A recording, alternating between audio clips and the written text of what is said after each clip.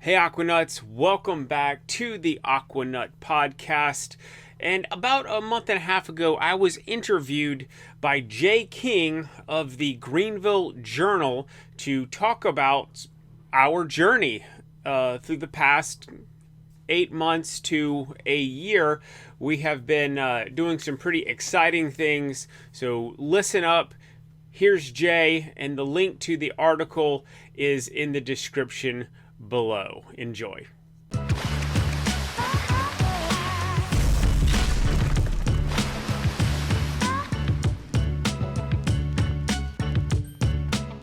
So, as I understand it, you and your wife sold the pool business, Aquanut Pool Care, Yes. with the, I guess, the next step being a 40-foot catamaran. Did I read that correctly? 44-foot lagoon catamaran. Yes, you did read that correctly. In fact, I am recording from my studio on my 44-foot lagoon right now.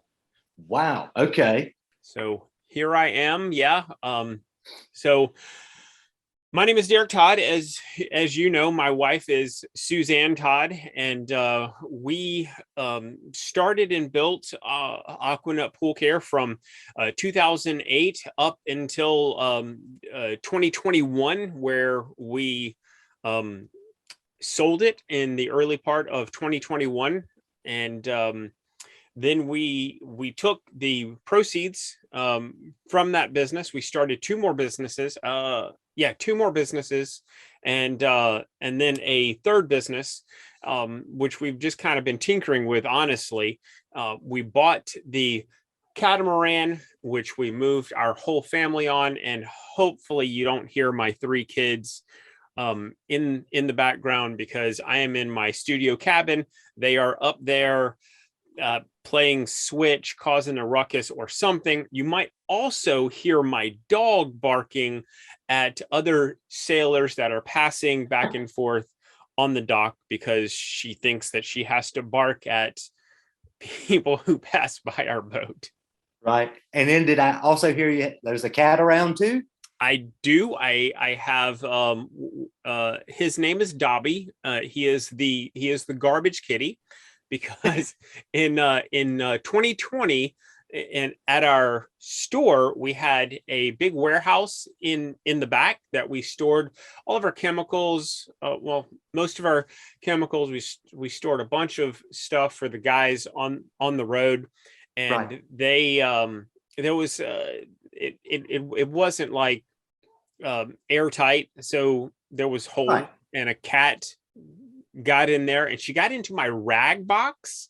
So I had a box of like old rags. People would bring in rags, and I would use it on the job site. And she gave birth to a litter of kittens.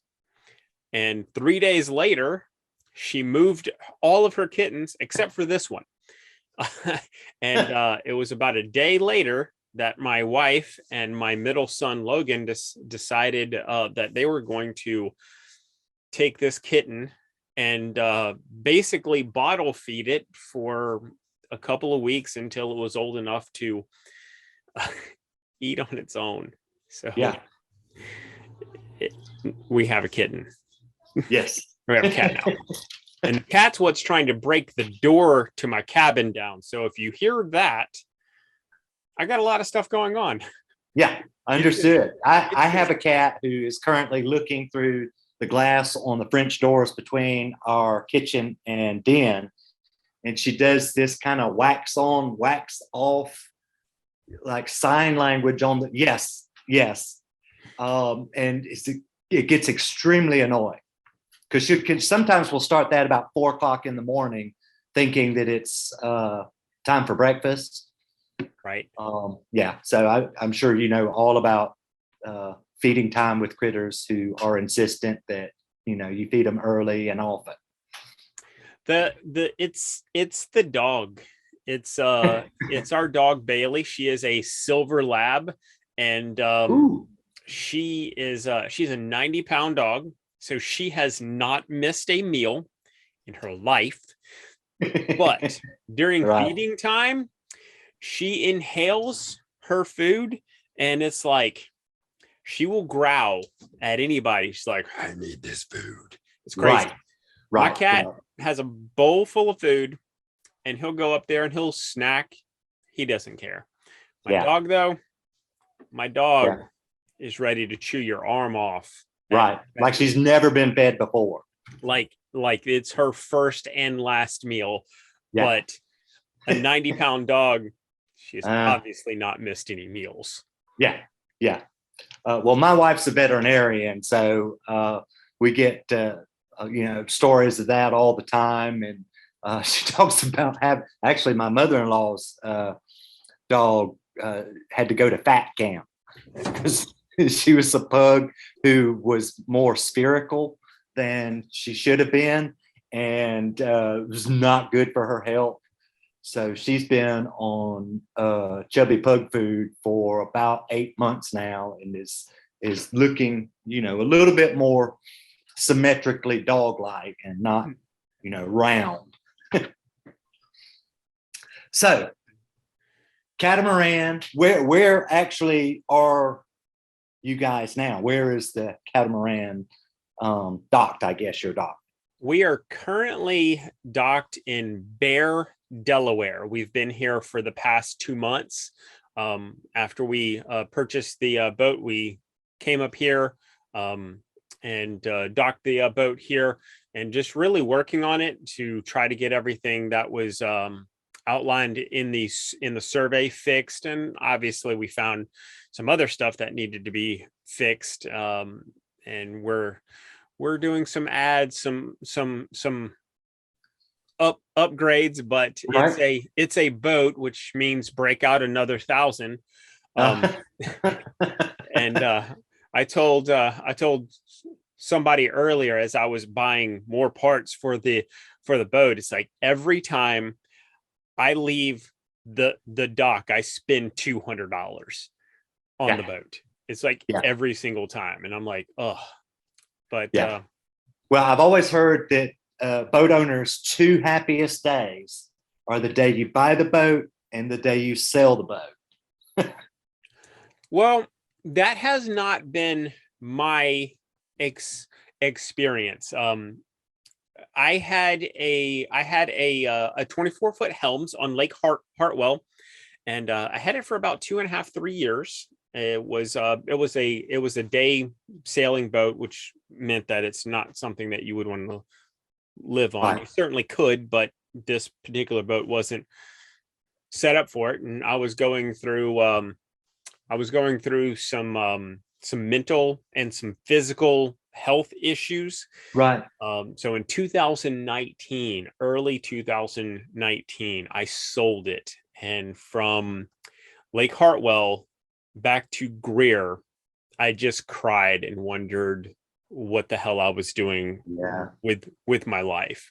Because it was one of those things where I had a business that I was just growing gangbusters. It was requiring a lot of my time. And I had a family that was requiring a lot of my time.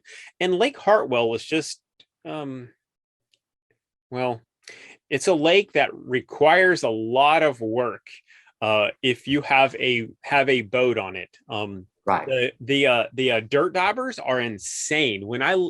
If I left my boat for more than an hour, there'd be a dirt dauber nest on it. Yeah. So it was just one of those things where you go to the boat, you spend 2 hours cleaning it, right, and then you could take it out for an hour, bring it back, and then you could leave.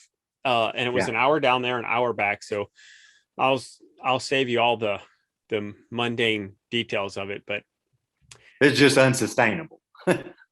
it was just the dirt divers made it very difficult to have a boat on Lake Hartwell. Right. So you had that period, I guess, from 2019 to the time you sold the business. Was this the catamaran a boat to live on a dream that you've had for a while, or is this something that just maybe sort of blossomed out of that, imperfect experience on Hartwell?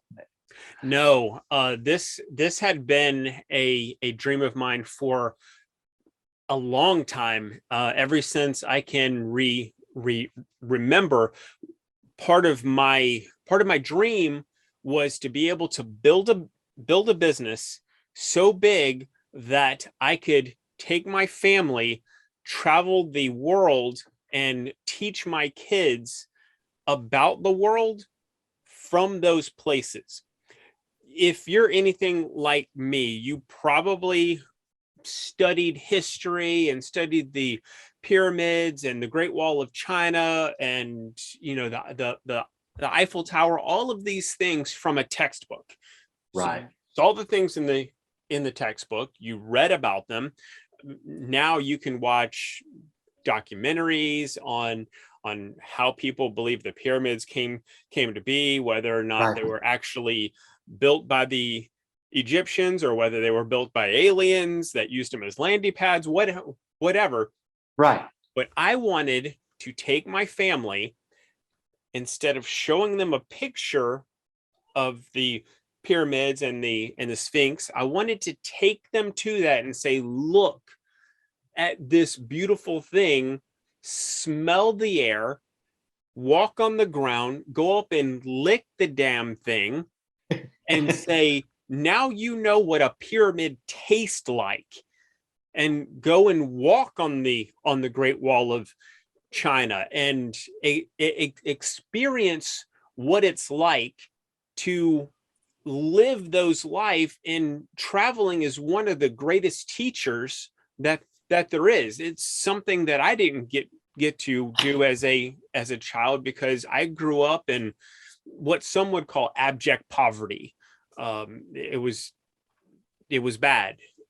So that had been a dream of mine for a long time. Bringing it full circle, the boat that I sold in 2019, I actually bought in 2016 to take my family on, to get them used to being on a sailboat. That was I bought that boat specifically to get them ready for what we're doing right now. So yeah, that was not a fluke or anything. That was a trial run that we didn't get to do a whole lot of trial, but we went out on it. We took our dog out when she was a pup. We swam in Lake Hartwell, which I highly don't recommend. Yeah. We went and fished in Lake Hartwell. We screwed up. We got the boat stuck on some rocks once because the outboard engine wouldn't start. We put up the sails and learned how to sail.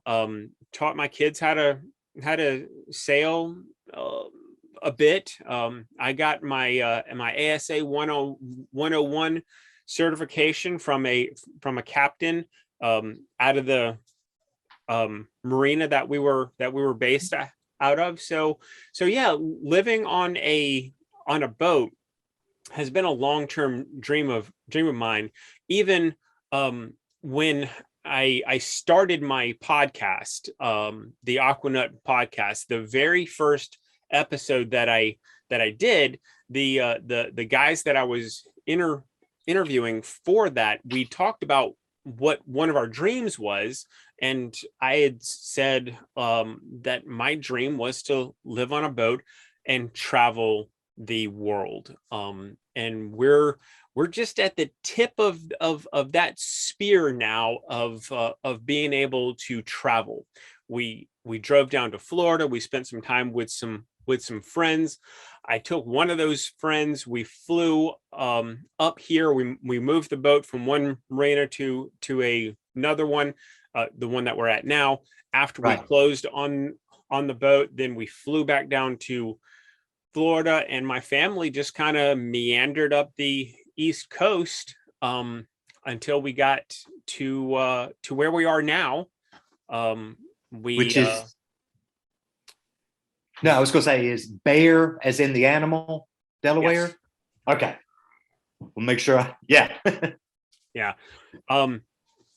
So, going back to the start of 2021, we knew that we were getting ready for this process. We had our business on the market. We started that process in the latter part of 2020, the fourth quarter, and we got an LOC on it really quickly.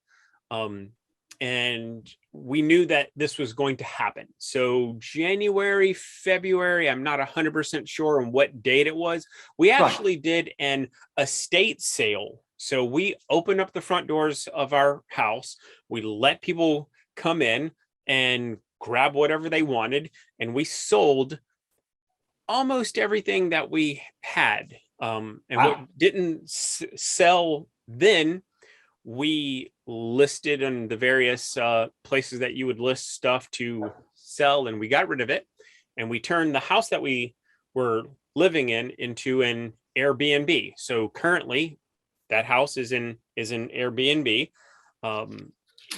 So that's, we were getting ready for all of that. So we sold our business, flipped our house, bought a boat, moved onto the boat, and for the past 2 months we have been living on a lagoon. 440 is what it's called. It has 4 cabins, four heads, roughly 2,000 square foot of living space. We took one of the heads. A head is a bathroom for those of you who don't know. We took one of those, turned it into a storage, and we're just getting ready to move south because, like you were saying earlier, it's cold there in Greer. It's cold up here in Bear, Delaware. Yeah. Well, I basically refer to that whole part of the country as the frozen north. I'm a native of Charleston, so that's all just, to me, tundra and polar bears, or might as well be. It's just I know there's a lot of snow, and that's not something I'm constitutionally built to deal with. Right. So to back up just a second, how much square feet roughly living space did you say? I'm just guessing it's about 2,000. It could be 1,500, but somewhere in that range of living space. Okay. So it's not like this tiny, cramped one room. I think when you start talking about sailboats, maybe a lot of people have either an image of, a tall ship, or what folks around here see, the things that are on the lake. So this is something that is designed to be able to live aboard. Yes. Yeah, this boat was previously in charter, but it is designed to be a live aboard boat.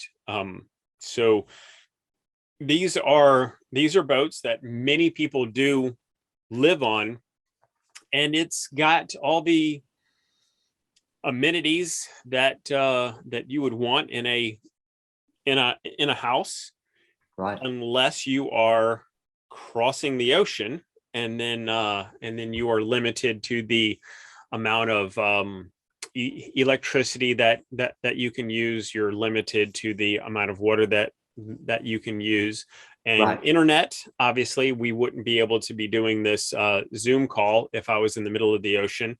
Right. There's solutions to all of that, especially the water and power. The internet, we're still trying to figure out. Maybe Elon Musk is gonna open up that Starlink program, hopefully sometime soon, to people who travel, and we'll be able to have a Starlink on our mast and be able to get internet no matter where we are. But right now we're just looking for options, and there aren't really any out there yet. Right. So now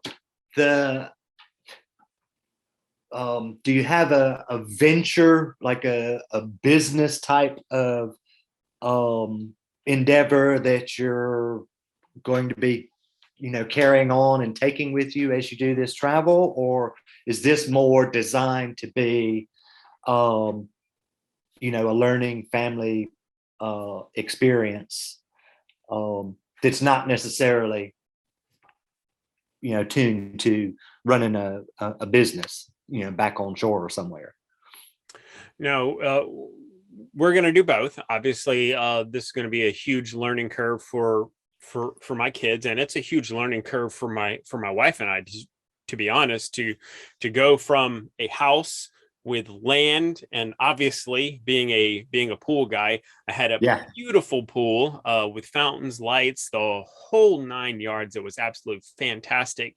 To a much tinier living space. So Right.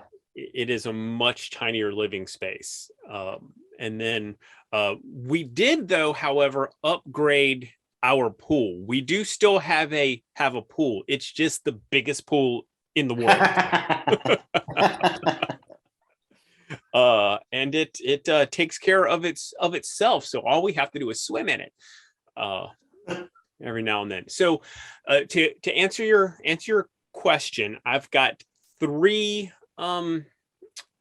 businesses that I am working on now. One is rental property, Airbnb style properties, and the other is an online education program for the service professional. So I'm launching courses, and the first one is going to be for the chuck in a truck, as some industries call it, or in my industry, the swimming pool industry, the one poler, which means it's one guy, one truck, and he has one pole, the one poler. So that's what I'm doing now.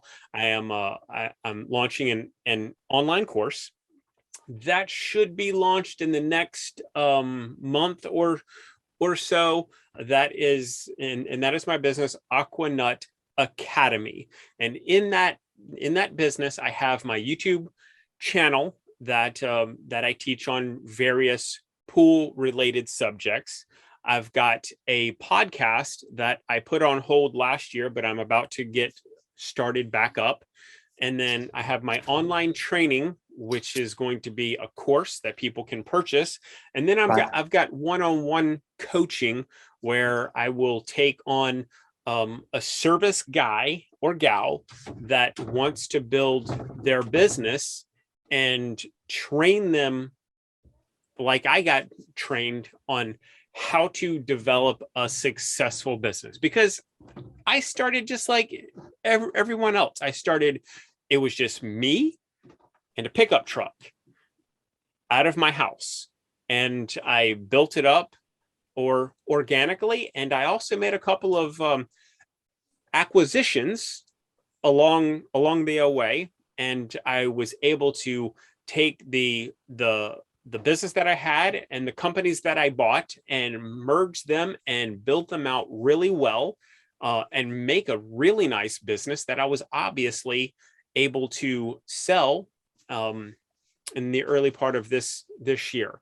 Right. So Aquanut Academy, and my Airbnb and the Aquanut Academy, I can do the coaching, I can do the videos from the boat studio that you see right here. So that's why the studio. Yes. Yeah. Subscribe pillow. But yeah, I started my YouTube channel a long time ago, I think 2011, and I just piddled with it for a while, and I started getting more serious about it in 2019, and then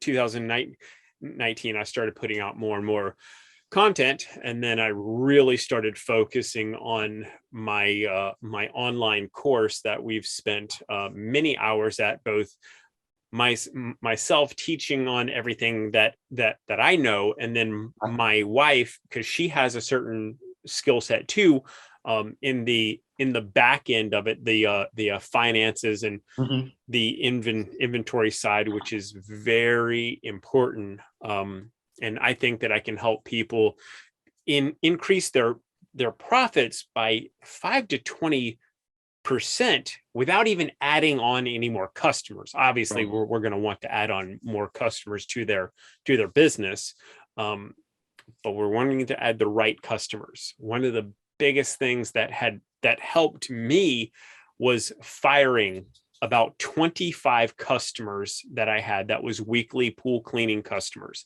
I fired them and I became more profitable.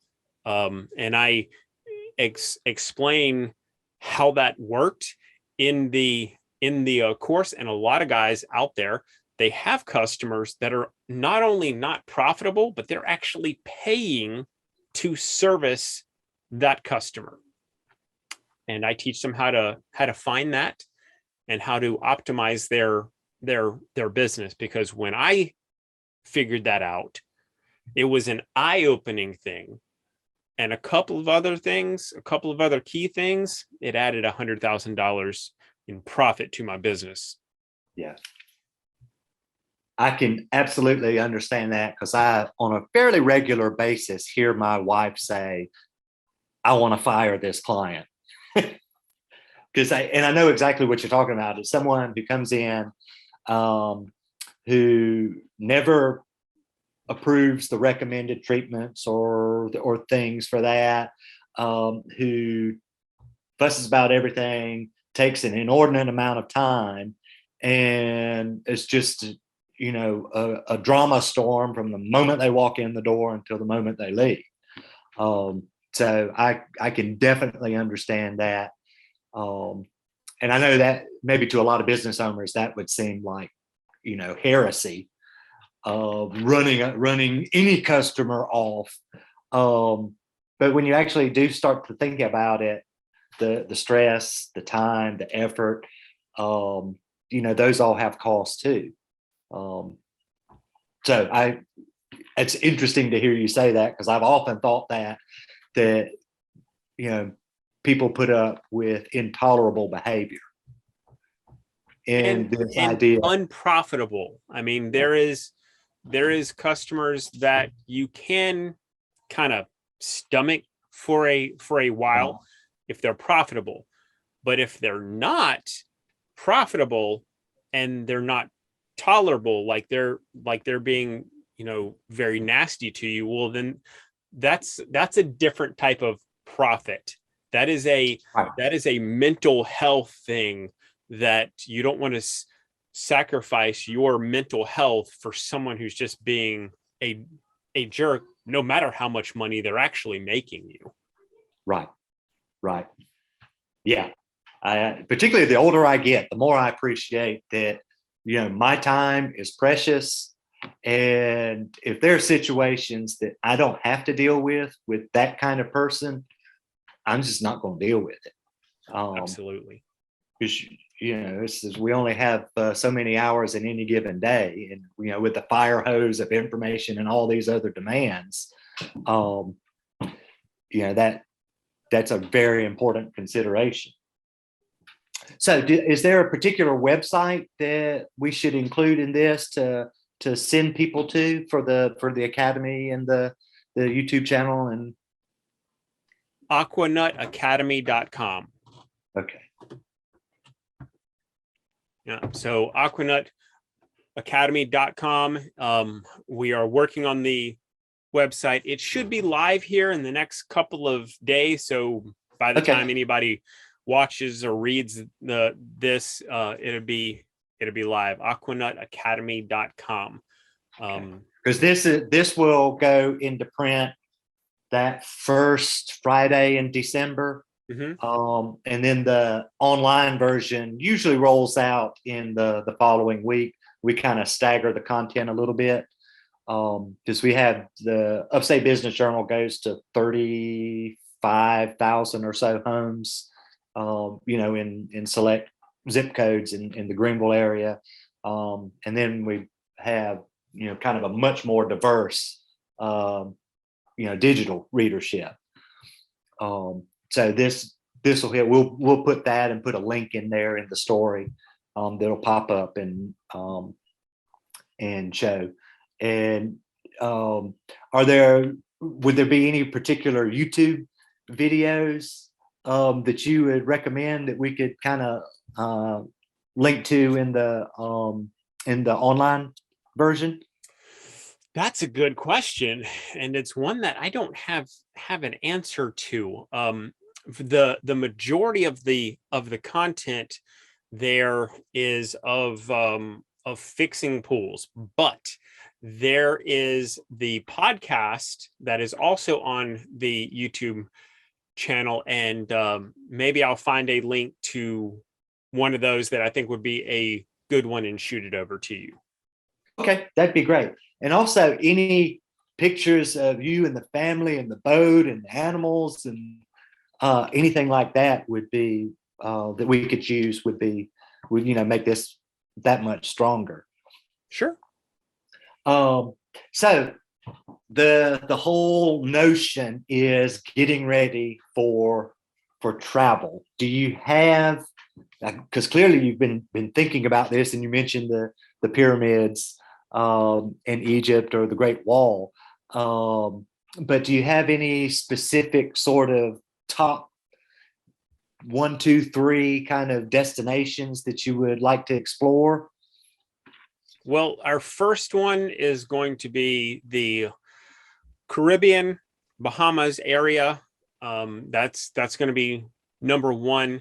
We're having a captain meet us here on Monday, and we will be heading south, and we'll be getting all of the certifications to satisfy our insurance, because they want us to have some competencies, because neither one of us has captained a ship this big. Right. So this would be considered a yacht, being a 44-foot sailing boat. That's it's big. It's a little over 12 tons moving through the water. So when you have something that large, your insurance company wants to make sure you know how to maneuver it. So right, yeah. All of my other boats have been substantially smaller. And if you think about my 44-foot Helms, which was a monohull, right, think about this is twice as long and 3 times as wide.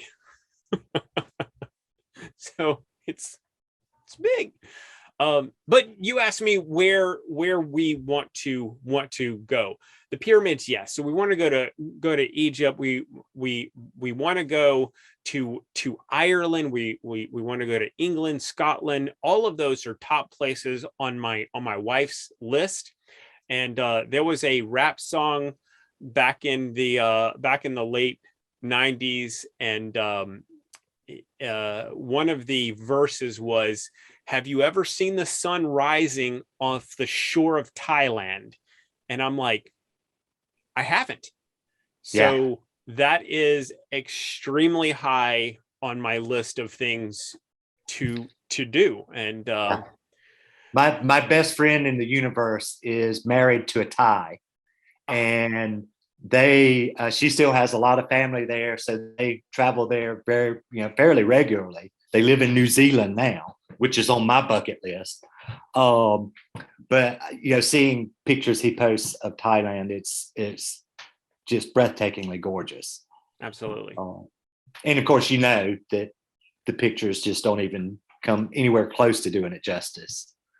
So I'm completely jealous and understand the desire to see some of these remarkable places, because I've also some of the travel writers that I love say, a lot of travel now is to get to some places before they're gone, or so radically changed that they're not like people who traveled there in decades past experienced.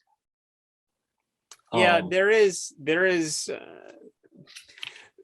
some of that really wasn't on my list of why I wanted to, but yeah, we talked about the pyramids, and in talking about those, there's people that say that in order to get a good clean picture of the pyramids now, you have to take it from a certain angle, because if you don't, you'll see developments and housing complexes and stores in the background, and you don't really want to see the pyramids in a shopping mall in the same picture.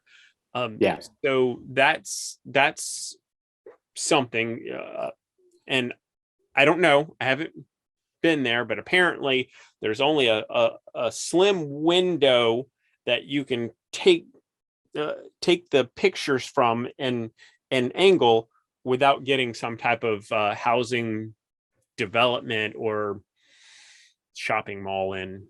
So I'd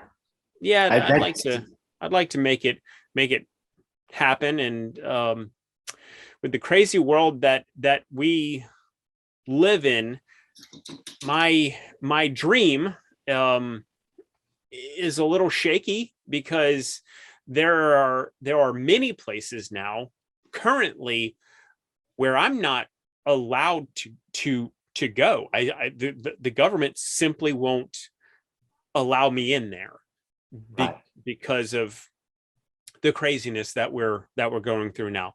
Hopefully, as time goes on and some of this stuff gets lifted, I'll be able to go into those countries, those islands, those places that I want to visit, but are just kind of cut off from U.S. patriots. Yeah, because it is a transformed world that we live in, or have been living in the past, almost 2 years now. There's still a lot that seems to be in flux, but still there's the wide open ocean and the seas and inland waterway and intercoastal waterway, I should say. That I can't go there, by the way. You can't? Most of the intercoastal waterway, not all of it, but most of it, I can't fit. You can't fit? Can't fit. My mast, the thing that holds the sails, is too tall. I can't clear all of the bridges, so I've got a 70-foot mast, and the intercoastal waterway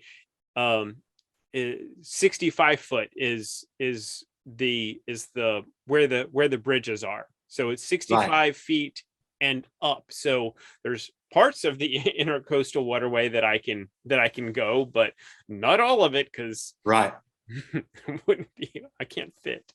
Yeah. I didn't think about that when I bought my boat. I learned it after I bought my boat.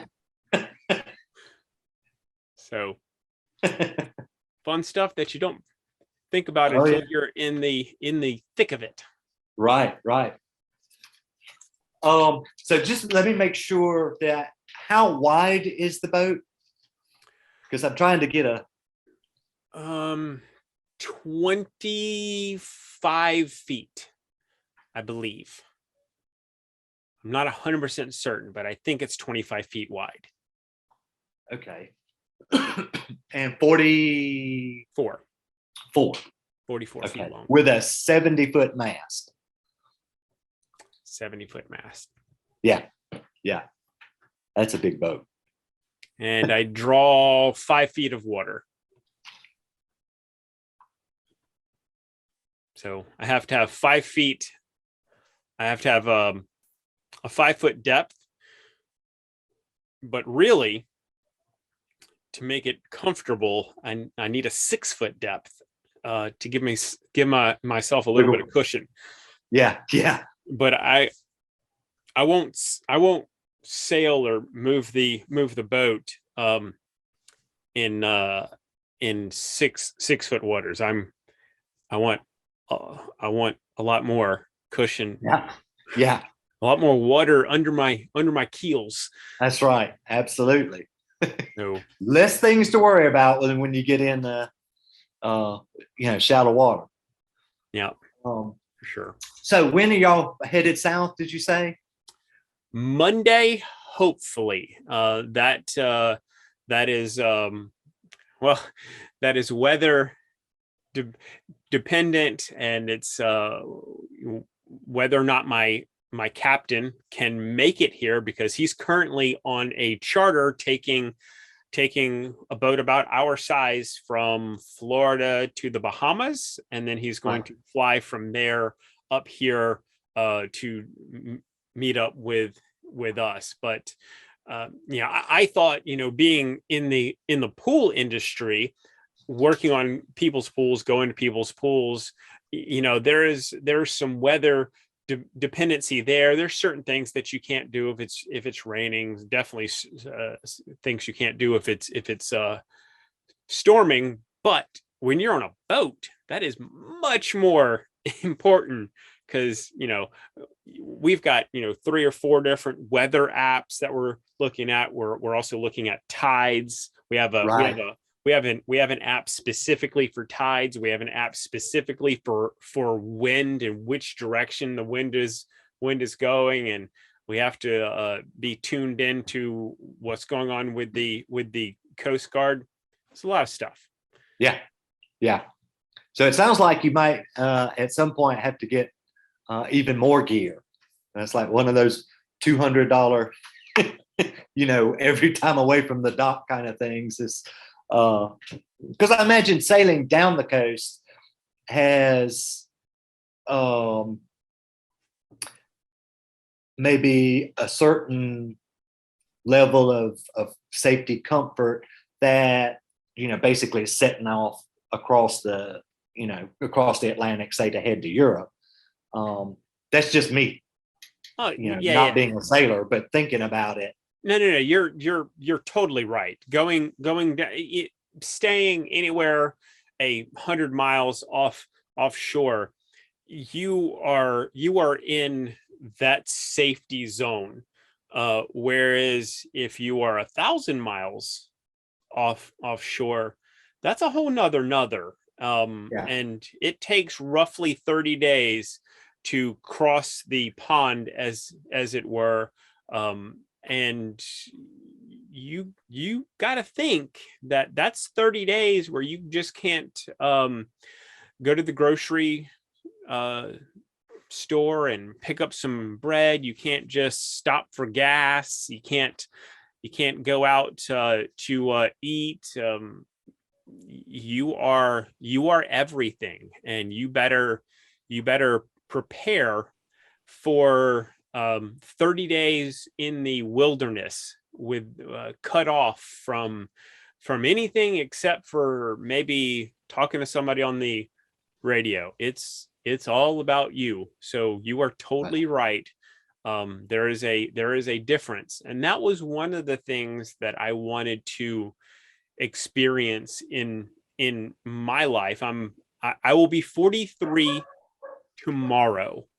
Oh, well, happy birthday early. Thanks. I'll be waiting on your check. Birthday money, the best. But there was there's this show called the Blacklist, and in season 1, season 2, I don't remember. Reddington was talking to one of the FBI agents, and the FBI agent was hurt, and it was a life or death thing. And Reddington was saying, is like, listen, I don't want to die now. I want to experience being on a sailboat, sailing, and having thousands of miles worth of ocean in front of me, and thousands of miles worth of ocean behind me, and having no um no option to be able to stop, and the feeling of that was so powerful to the character Raymond Right. Reddington, that he wanted that. And when I heard him say that, I'm like, that's exactly what I want. Right. I want to be able to experience that at least once in my life, to be able to get out there 1,000 miles off the coast of anywhere, and at night in a clear sky with no light pollution or anything, being able to look up and seeing all of the stars like it was hundreds of years ago, whenever the Right. settlers, and they could just look up and they can just see everything. Yeah. um i i I've never experienced that, but I can only imagine that is a near spiritual experience. So Yeah. that's one of the things that I'm looking forward to. Yeah. And I've always read that one of my minors when I was at journalism school was Middle Eastern studies, and I was just fascinated by Bedouin culture and the accounts of traveling, the vast stretches of the Sahara. And that was one of the things that always caught my attention, is just the unimaginable expanse of stars. When you're in an environment like that, where there's no light pollution around, no other people, I would have to agree. I would think that would be something incredible. We as a culture, with our fast pace hustle and bustle, and you're working, the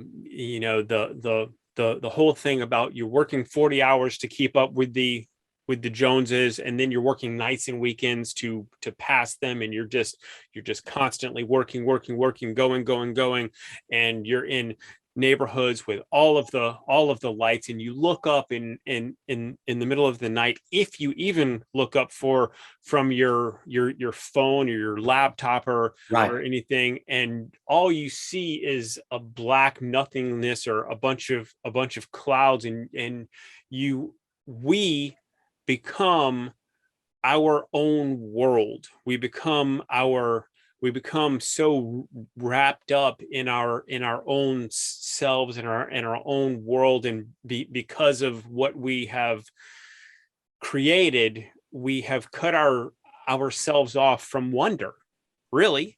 Because I mean, if I'm talking to someone like you, and I'm talking about going up and having my kids lick the pyramids, and I don't know, but for most people, is like, that just blows their mind. And you can't really, in like Greer, you can't really in Greer look up and see a bunch of stars and wonder what else is out there.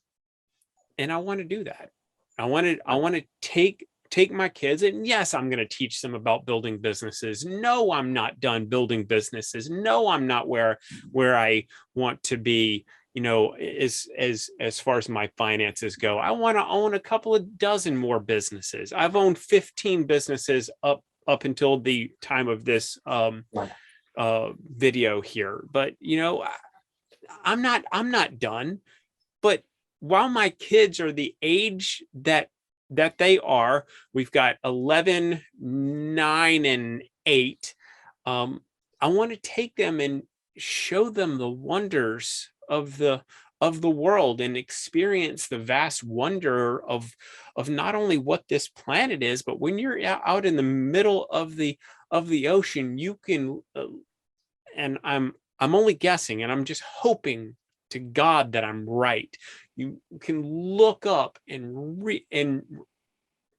get a picture, just a little bit of a picture of exactly how small you are. And to be able to get that wonder back in our life, and not just worried about ROIs and SOPs and DBLs and whether or not you're going to get a multiple of EBITDA if you sell your business, or what clients are you working with now, and which ones do you need to fire. Yeah, all of those things are something that a business owner should be working on. But at what point are you going to step back and look up at the sky and just think to yourself that, of all of the stuff that is out there, because we are that pale blue dust. We are that pale blue speck. If you've ever seen that picture, we are the pale blue speck in that one sunbeam. And I don't know where you expected this to go, but no, that was, I mean, this is my jam. This is why I love doing what I do. Is to meet interesting people doing interesting things. And so I completely understand what you want your family to experience. Because that's something my wife and I share. We sent our son on 3 different people-to-people student ambassador trips. I don't know if you're familiar with that program, but foreign exchange student, basically. But when his first one, when he was between 5th and 6th grade, and parents can't go, they go with certified educators and a team from there. But that's kind of part of the experience, is getting a little bit of that independence and broadening of horizons. And he went to England, Ireland, Scotland, and Wales that first time. And it took a couple of years for all of that experience to sink in. Between 8th and 9th grade, he went to Australia, which was, I haven't been to Australia, and he went. It was an incredible experience. And then the year before his senior year, he went back to Europe, and by that point, he'd learned enough history and enough family history that many of the sites that he went to just had so much more significance. And you can put a dollar figure on that, because we know how expensive the trips were, but the experiences were priceless, because they have opened his mind and perspective to what's possible. And travel, I think, is the only thing that does it to that extent. So I personally applaud you and your wife and your efforts to give your kids this experience, because especially at, 11, 9, and 8, those are perfect ages to be traveling and to be absorbing new places and cultures and languages and all of that. Because, as they say, if you're going to learn another language, do it when you're a kid, because then you start picking them up like a sponge. Well, I've tried 4 times to learn Spanish. I've done the Rosetta Stone. I've done the Babbel, Pimsleur. I've tried 4 times, and I really got into it, but living in Greer and not working with Spanish speaking people, I just failed. So cultural immersion, they say. So especially being able to go to the Caribbean and this time of year when the rest of us are freezing and dealing with sleet and slush, and you know how moronic drivers are in our neck of the woods when the weather gets a little bit wintry. So I didn't want to dominate your afternoon, and I really do appreciate you taking the time to talk to me. It just sounds like an extraordinary opportunity that you and your family are getting ready to set out on. Yeah. Well, this is it. This is what I carved out. I didn't know if we'd be here for an hour or 2 hours, but I carved out about 2 hours worth of time to chat with you. I thought we would be talking more about business, but I'd be happy to talk to you about the travel and the boat aspect of it too. It's no big deal. Well, that's I think the novelty of this is what people will just understand implicitly. And people get into business and try to be successful for a variety of motivations. But to be able to have an opportunity like this and to actually, not just have a bucket list kind of thing, but to have a plan and put the pieces in place and to make it happen. I think a lot of people will find that inspirational, especially in this environment, because we have so many people that are really questioning life choices and career choices and what they're doing with their time and looking for meaning and purpose. And something like this, I think, will resonate with an awful lot of people. Yeah. And I don't want to come off as though this was easy. Getting here was easy. It was not. It was a lot of 80 to 90 hour weeks. It was a lot of putting my body through the grinder. It was many nights of I stopped working, not I got done working. I stopped working. I went and had dinner with my family, and I went to bed with my wife, cuddling my wife.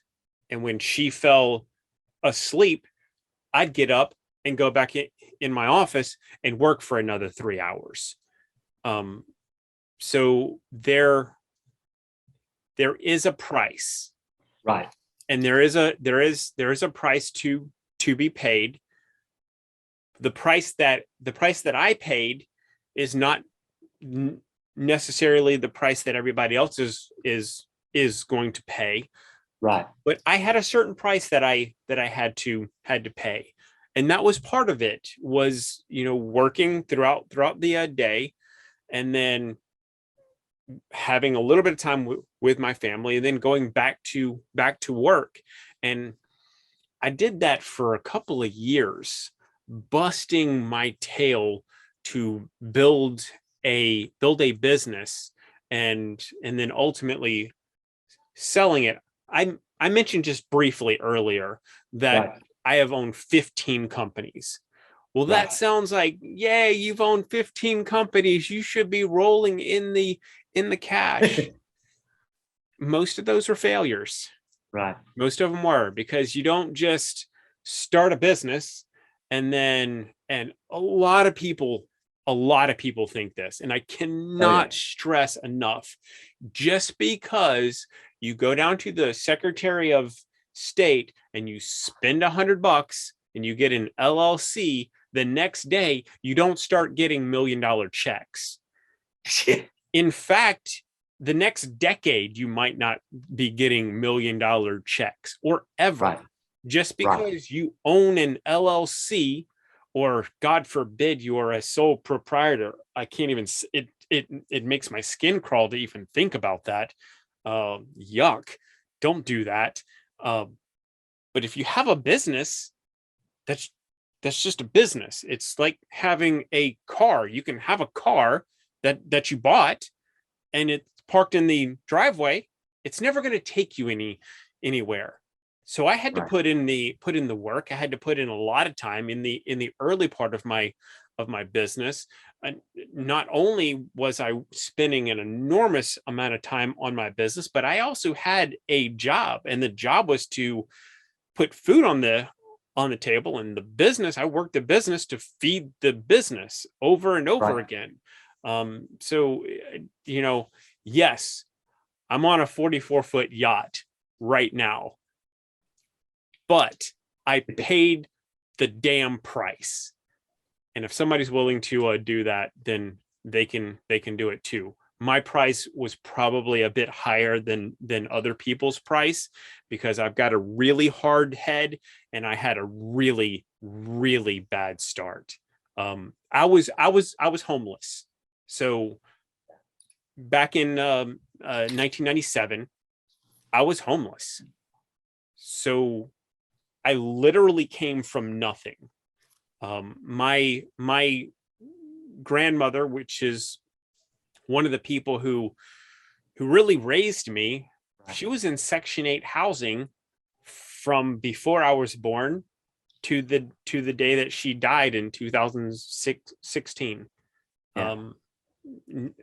I never knew her to really work, and poverty was what I knew to. So it took a lot of mentors and a lot of reading books and a whole lot of business coaching and searching for that knowledge to get my mind turned to a place that I could actually build something worth selling, something Right. that someone would be able to buy. And of those 15 companies, I still own 2. I sold 1, the rest flopped.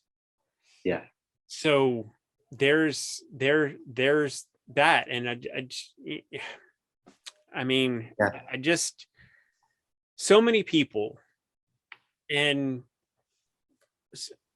a lot of the people that know me, I mean, they know that I was homeless, putting myself through high school, Right. and they still somehow think that I owned a business, that I'm just like Bill Gates or Jeff Bezos, and I'm just lifting my mattress, and all of a sudden I'm just pulling out stacks of $100 bills, and that's just not it.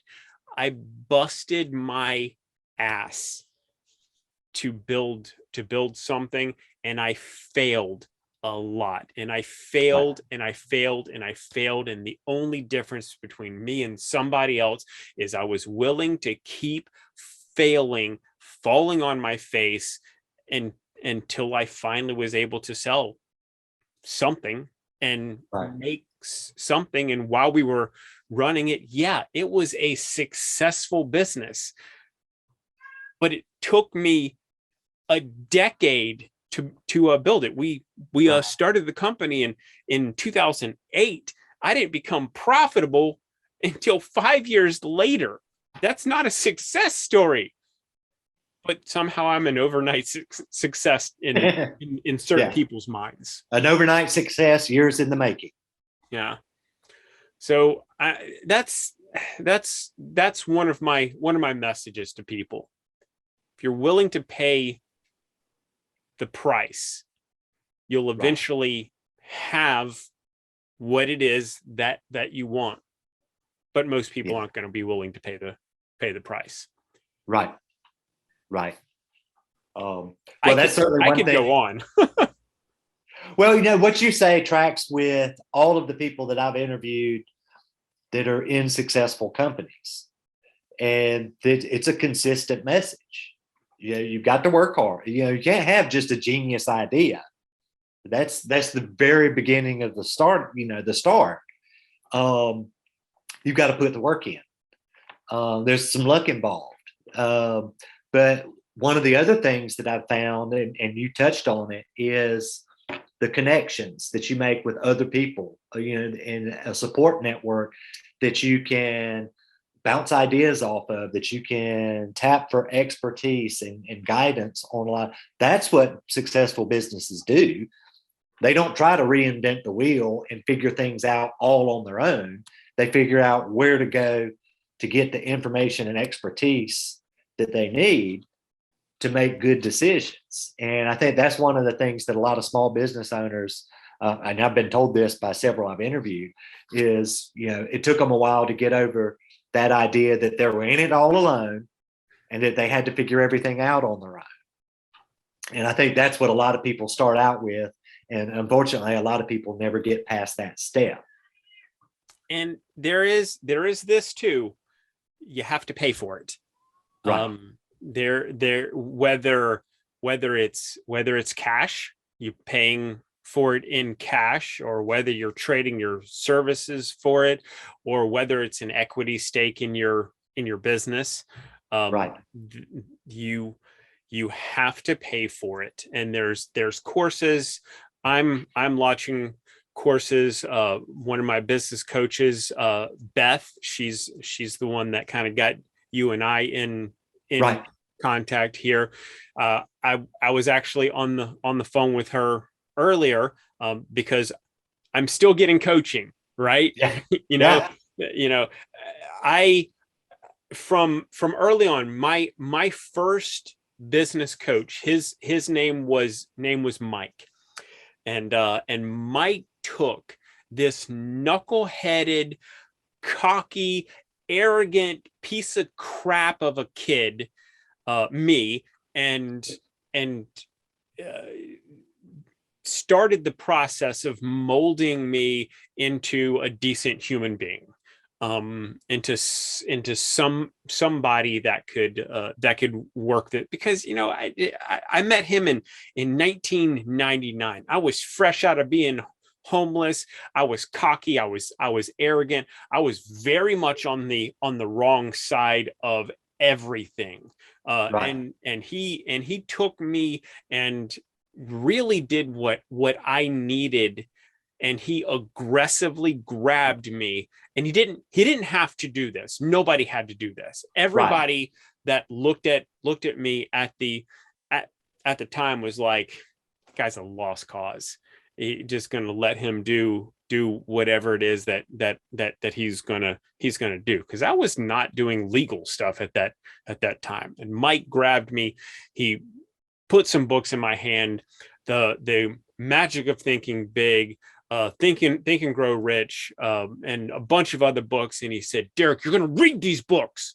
And he did that. And he said, you're going to act right. And he was really one of the first real father figures that I had. And then it was through that I'm like, you know what? I need a mentor. I need a mentor in everything that I do. And I might have a couple of different mentors, a couple of different coaches. I might have a mentor that teaches me about boats, which I've got a couple of those now, a couple of people that are teaching me about boats, teaching me about sailing. I've got a business coach, which is, I call her and I pay her $150 an hour, or whatever it is. And I might just blab for an hour and have her listen. And then she'll be like, you know what, Derrick, you're being a freaking moron. Change this and this. And it's like, oh yeah, that makes sense. Happened to me earlier. I'm thinking, hey, this and this and this and this. And she's like, Derrick, why are you doing that? I'm like, I don't know. And she's like, stop it.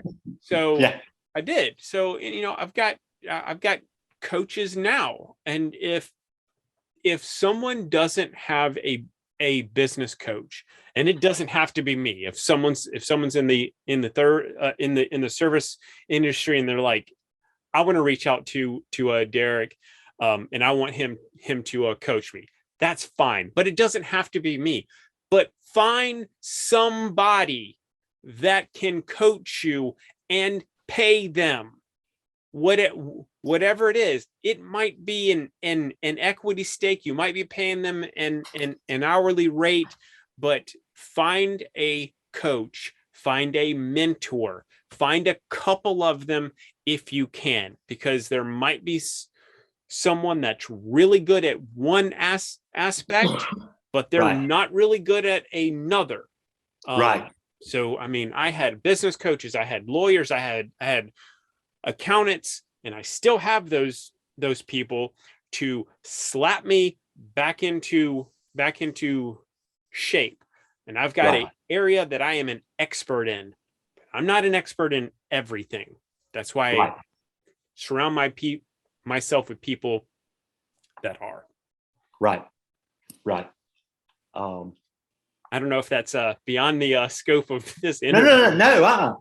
That's kind of what will fold into all of this is, the very practical, useful business advice and sort of the backstory of what y'all been able to achieve.